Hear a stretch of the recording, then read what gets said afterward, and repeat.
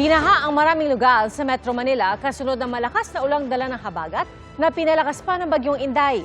Sa Quezon City, isang pickup ang nabagsakan ng malaking puno sa kasagsagan ng malakas na ulan. At saksi live, si Jamie Santos. Jamie?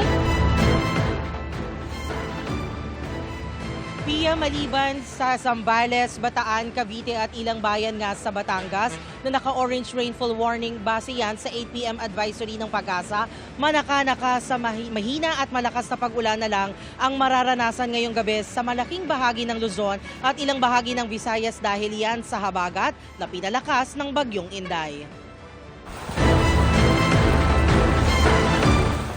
Halos mag-zero visibility na sa bahaging ito ng Quezon City pasado 1:00 ng hapon kanina dahil sa lakas ng ulan at hangin. Ang masamang panahon na merwisyo sa mga motorista gaya sa Cubao at Kamuning.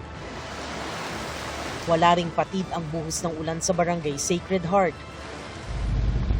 Malakas din ang ulan sa Elliptical Road. Sa EDSA Santolan northbound, maraming rider ang huminto at sumilong muna sa waiting shed. Malalim ang baha sa labas ng Gate 2 ng Camp Aguinaldo, kaya usad pagong ang mga sasakyang nagsisiksikan sa flyover. Naipon din ang tubig paakyat ng EDSA Kamuning flyover southbound. Bumaha rin sa Kaliraya. Maraming batang nagtampisaw na hindi alintana ang banta ng mga sakit. Napakain po kaya lumalabas po kami. Hindi kayo natatakot na baka magkasakit, leptospirosis? Wala po akong sukat. Malamig po eh. Masaya po.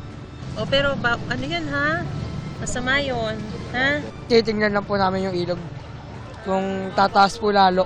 Akit na po yung mga gamit. Umapaw po yan. Baka matanggal bahay namin eh. Nakabantay din ang ilang residente sa pagbabago sa antas ng ilog. Yung 30 minutes lang po, lumalaki agad yung tubig. Umapaw hanggang dito yan, wag hindi minto. Nagmistulang ilog din dahil sa baha ang bahaging ito ng Mother Ignacia Avenue. Sa Maynila, wala ring humpay ang pag-ulan, kaya ang mga pedestrian at rider sumilong na muna sa ilalim ng flyover sa Loton. Hirap din sa pagmamaneho ang ibang motorista dahil sa low visibility sa Padre Burgos Avenue.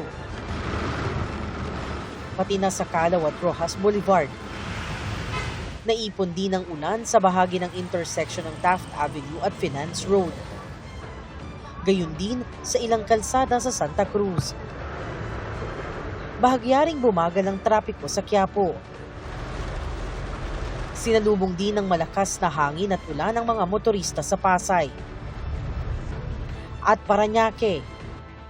Halos hindi na makita ang pickup truck na ito matapos matakpan ng malaking punong balete na bumagsak sa Valencia Street, Barangay Del Monte, Quezon City, kasagsagan ng malakas na ulan kaninang hapon. Pero sa kabila ng laki ng punong nakadagan sa kanyang sasakyan, hindi agad iyon namalaya ng driver. Ayon sa may-ari ng pickup, inakala lang niyang ordinaryong sanga ang bumagsak dahil halos wala siyang naramdamang malakas na impact habang nasa loob ng sasakyan. Ang isip ko lang po talaga yung mga ordinaryong sanga lang po. Kasi hindi ko rin po ramdam na malakas yung pagbagsak sa kanya. Pero yung pala sa labas, malaka pala ang damage po. Kaya po pala sinisenya sa kayo? Opo, tapos kanina may live wire daw po. Kaya hindi daw po pwedeng tumakbo na lang ako basta-basta. Saka lamang niya napagtanto ang nangyari nang sinenyasan siya ng mga tao sa paligid na huminto. Pagbaba niya ng sasakyan, bumungad sa kanya ang malaking punong baleting nakadagan sa kanyang pick-up. Sa kabila ng pinsalang tinamo ng sasakyan, wala namang nasaktan.